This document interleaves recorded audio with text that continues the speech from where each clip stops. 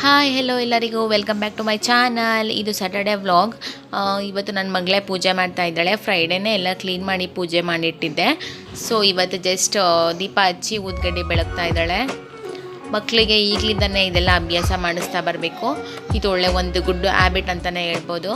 So ನನ್ನ ಮಗಳು ಈಗೀಗ ಇದೆಲ್ಲ ಕಲಿತಾ ಇದ್ದಾಳೆ. ಅದರಲ್ಲಿ ನನ್ನ ಮಗನ ತರಲೇ ಬೇರೆ, ಅವನು ನಾನು ಮಾಡ್ತೀನಿ ಅಂತ ಹಿಂದಿಂದನೇ ಓಡಾಡ್ತಾ ಇದ್ದ.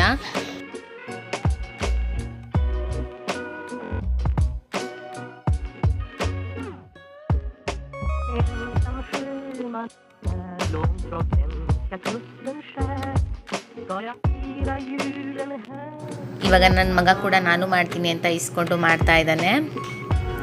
ಹಾಗೆ ನೋಡಿ, ನಾನು ಪೂರ್ವಿಗೆ ಹೇಳ್ತಾ ಇದ್ದೆ ಬಗ್ಗಿ ಪೂಜೆ ಮಾಡಬೇಕು ಅಂತ. ಅದನ್ನು ನೆನ್ಪಿಟ್ಕೊಂಡು ಇವನು ಬಗ್ಗಿ ಪೂಜೆ ಮಾಡ್ತಾ ಇದ್ದಾನೆ. ಸೊ ತುಂಬಾ ತರಲೆ ಇವನು.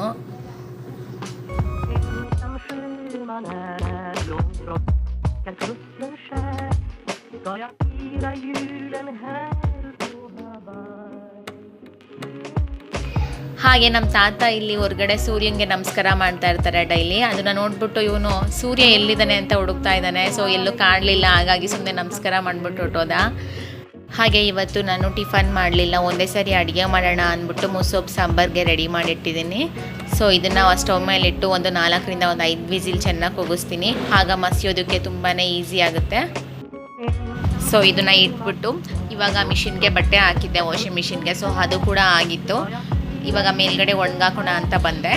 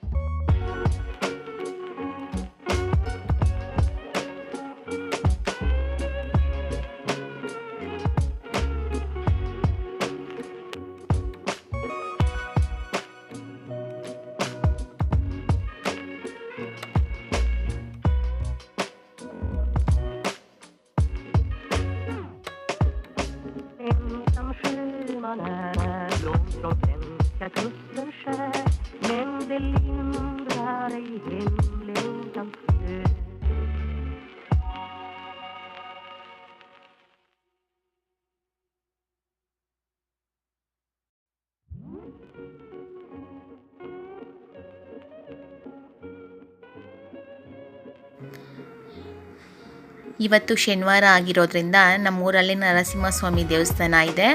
ಅಲ್ಲಿಗೆ ಹೋಗಿ ದೇವರಿಗೆ ಕೈ ಮುಕ್ಕೊಂಡು ಬರ್ತಾ ಇದ್ದಾರೆ ಮಕ್ಕಳು.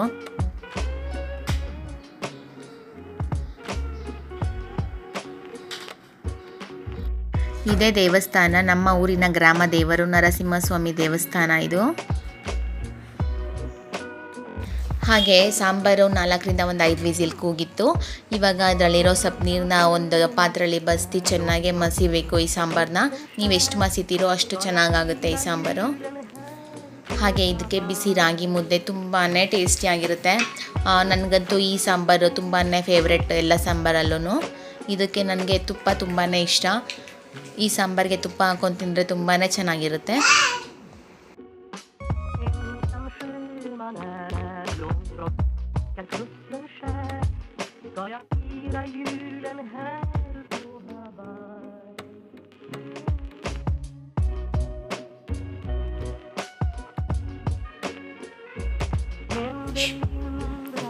ಹಾಗೆ ಇಲ್ಲಿ ನನ್ನ ಮಗನ ಪಜಿತಿ ನೋಡ್ಬೋದು.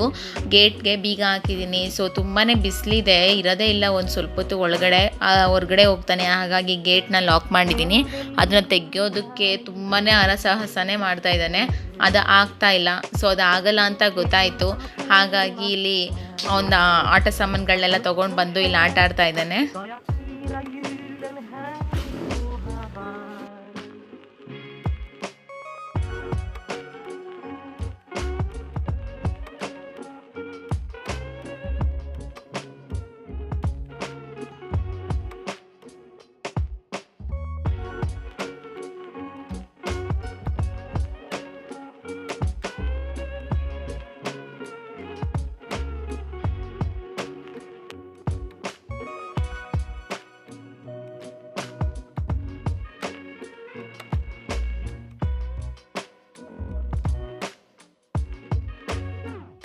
ಹಾಗೆ ಇವತ್ತು ಸಂಜೆ ವೆದರ್ ತುಂಬಾ ಕೂಲಾಗಿ ತುಂಬ ಚೆನ್ನಾಗಿತ್ತು.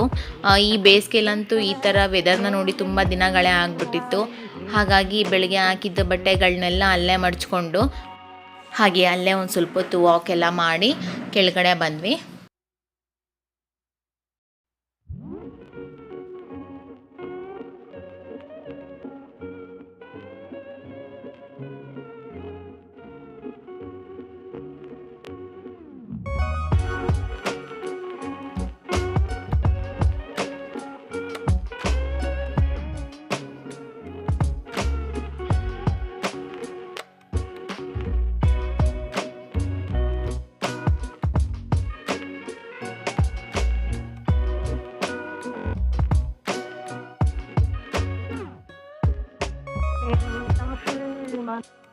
Långt från svenska kusten skär ska jag fira julen här på Hawaii.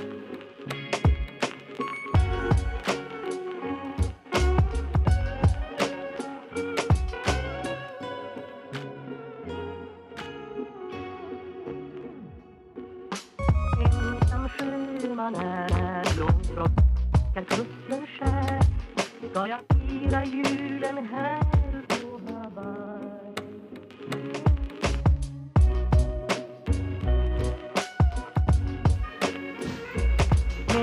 ಸಂಜೆ ನಮ್ಮ ಮನೆಯಿಂದ ವ್ಯೂ ತುಂಬ ಚೆನ್ನಾಗಿ ಕಾಣ್ತಾ ಇತ್ತು. ಸೊ ಅದನ್ನು ಕೂಡ ಕ್ಯಾಪ್ಚರ್ ಮಾಡಿಕೊಂಡೆ. ಹಾಗೆ ಇಲ್ಲಿ ಕಾಣ್ತಾ ಇದೆ ನೋಡಿ, ನಾನು ಝೂಮ್ ಮಾಡ್ತೀನಿ. ಆ ಬೆಟ್ಟದ ಮೇಲೆ ಬೆಂಕಿ ಹತ್ತಿತ್ತಂತೆ. ಅಂದರೆ ಯಾರೋ ಇಟ್ಟಿರ್ತಾರೆ, ಒಣಗಿರುತ್ತಲ್ಲ, ಹುಲ್ಲೆಲ್ಲ ಇರುತ್ತಲ್ಲ, ಅದಕ್ಕೆ ವಿಡಿಯೋದಲ್ಲಿ ಸರಿಯಾಗಿ ಕಾಣಿಸ್ತಾ ಇರಲಿಲ್ಲ. ಆದರೆ ಡೈರೆಕ್ಟಾಗಿ ಜಾಸ್ತಿ ಹತ್ತಿತ್ತು ಬೆಂಕಿ. ಹಾಗೆ ಈ ವಿಡಿಯೋ ಇಲ್ಲಿಗೆ ಎಂಡ್ ಮಾಡ್ತಾ ಇದ್ದೀನಿ. ಸೊ ನನ್ನ ಈ ಪುಟ್ಟ ವ್ಲಾಗ್ ನಿಮ್ಮೆಲ್ಲರಿಗೂ ಇಷ್ಟ ಆಗಿದ್ದರೆ ಪ್ಲೀಸ್ ಲೈಕ್ ಮಾಡಿ, ಶೇರ್ ಮಾಡಿ, ಸಬ್ಸ್ಕ್ರೈಬ್ ಮಾಡ್ಕೊಳ್ಳಿ. ಹಾಗೆ ಬೆಲ್ ಐಕಾನ್ನ ಕ್ಲಿಕ್ ಮಾಡಿ. ಆಗ ನನ್ನೆಲ್ಲ ವಿಡಿಯೋ ನೋಟಿಫಿಕೇಷನ್ ಕೂಡ ನಿಮ್ಮ ಮೊಬೈಲ್ಗೆ ತಕ್ಷಣ ಬಂದು ಸೇರುತ್ತೆ.